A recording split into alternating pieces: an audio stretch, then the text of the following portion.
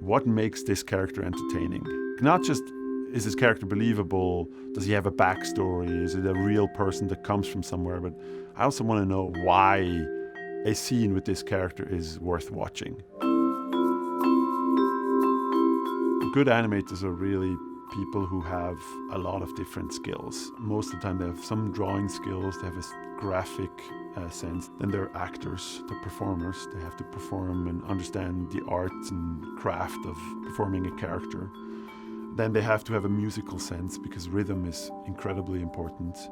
And then it's also incredibly technical, working with these complex rigs and understanding which control does which shape or gives you which limb to move.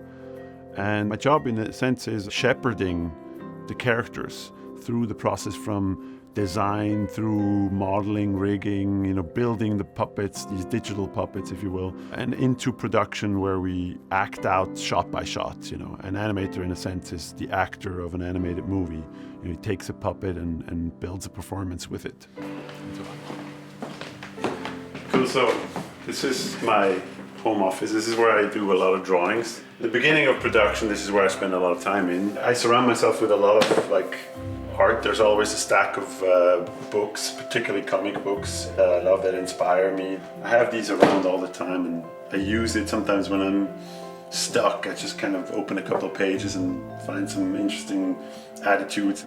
Because animation, a lot of it is about seeing attitudes, seeing people act a certain way. The way a stand-up comedian draws from a politician to then, imitate that person on stage. We do the same thing, but we do it with different archetypes, with different types of people, with animals, and we draw from that and we bring the caricature of that out, and we hope that we can find what's entertaining about it as well as very specific about it. When we start out, we have nuggets of ideas that we know we must hold on to. The hook of the film, who the main character is and what his motivation is. Why do we tell this story? Imagine you have to build a Christmas tree, in the dark with 500 people. And all you have in the beginning is a trunk and a couple of branches. And then little by little, you start adding all these pieces. And every once in a while, you sort of, okay, this is not working, you go back, and it's really only when you start putting the light on that you realize what you have and what it looks like.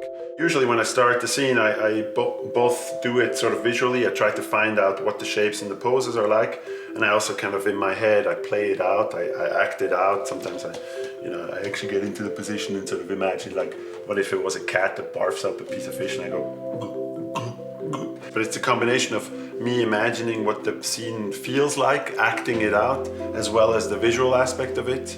What are the shapes, what's the composition, and then I go from there. We sort of find the characters as we go along, and all these little things get added on, whether it's fur or hair or the way eyes deform. And little by little we start building sculptures. What does the three-dimensional version of that look like? Once we have the character design, then it's about defining each character's performance style and expressions. We have to go to tremendous detail because everything has to be built from scratch. A simple thing like if I move my mouth corner up, how do the cheeks bulge? Do we have a wrinkle here or not? Is it very simple or is it very sophisticated? Does it have multiple wrinkles?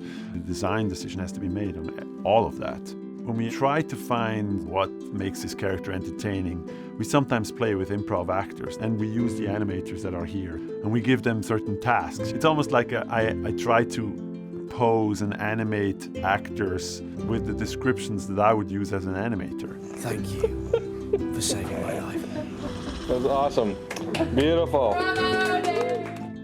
We're building our animation pose by pose, like we did in the old 2D days, where we did hand-drawn animation, where you have a blank piece of paper and then a drawing, and then that drawing illustrates an idea, and then you go to the next drawing, and keyframe by keyframe you build a performance. Because we have the luxury of looking something as many times and editing as many times as we can, we have to be very careful not to lose that sense of spontaneity. So that's why we use each other a great deal, and we need other people to give you feedback. Oh, yeah, that's amazing. It's such a team sport, if you will, animation, that you have to make sure that everybody's kind of pushing in the right direction, and at the same time making sure that you get all the potential out of each animator's skill. And so that's my job. It feels like when you work on a film for so long, you stopped growing, particularly in the last year. You stopped evolving as a person because all you think about is this thing that you're working on, and everything you see in your daily life is related to that, or you related to that in some way. Animators really draw from life, our kids or families. There's a scene in the first How to Train Your Dragon where Toothless is mimicking Hiccup's smile, and it was just around the time when I had a baby. And I remembered that my son was sort of trying to smile, and it was kind of this weird,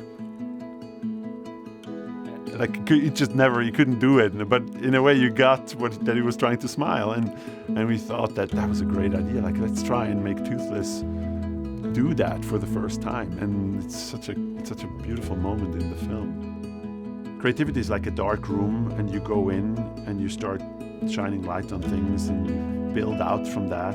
I think if you have a lot of ego and you think you know exactly what you want, there's a few people that can do that. They're generally geniuses. That's not who I am. I'm capable of letting it evolve and keep adding on to it, keep making it better. To me, creativity is about searching for something. And when you know it's good, you need to not let it go.